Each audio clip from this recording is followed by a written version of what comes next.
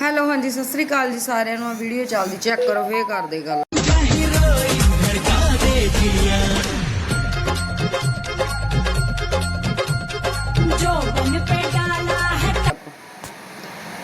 ਹਾਂਜੀ ਬੀਬਾ ਜੇ ਸਾੜੀ ਨਹੀਂ ਬੰਨਣੀ ਆਉਂਦੀ ਭੈਣ ਮੇਰੀ ਕਿਤੇ ਟ੍ਰੇਨਿੰਗ ਲੈ ਲਾ। 2-3 ਦਿਨ ਜਾ ਕੇ ਟ੍ਰੇਨਿੰਗ ਲੈ ਲਾ ਕਿਸੇ ਤੋਂ।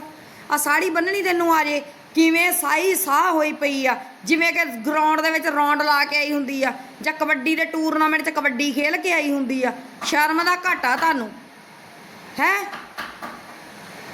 ਤੁਹਾਡੇ ਨਾਲ ਤਾਂ ਮਰਦਾਸੀ ਝੋਟਾ ਵੀ ਸੋਹਣਾ ਲੱਗਦਾ ਆ, ਉਹਦੇ ਨਾਲ ਵੀ ਨੰਗੇ ਹੋਏ ਆ। ਜਾਂ ਭਾਜਾ ਜਾ ਕੇ ਸਾੜੀ ਸੂੜੀ ਬਣਾਉਣੀ ਸਿੱਖ ਕੇ ਆ ਜਾ ਕੇ। ਪਹਿਲਾਂ ਕੀ ਇਹਨਾਂ ਨੇ ਸਾਹ ਦੇ ਕਿਵੇਂ ਚੜਿਆ ਹੋਇਆ। ਵੀਡੀਓ ਬਣਾਉਣੀ ਜ਼ਰੂਰੀ ਆ ਤੁਹਾਡੀ, ਪਹਿਲਾਂ ਟ੍ਰੇਨਿੰਗ ਲੈ ਲਿਆ ਕਰੋ, ਪਹਿਲਾਂ ਸਾੜੀ ਸੂੜੀ ਬੰਨਣੀ ਸਿੱਖੋ। ਸ਼ਰਮ ਦਾ ਘਾਟਾ। ਭਾਜਾ ਨਹੀਂ ਤਾਂ ਮੈਂ ਜੁੱਤੀ ਚੱਕ ਲੈਣੀ ਹੁਣ। ਮਰਦਾਸੀ ਝੋਟਾ ਜਿਹਾ ਕਰਦਾ ਕੀ ਆ।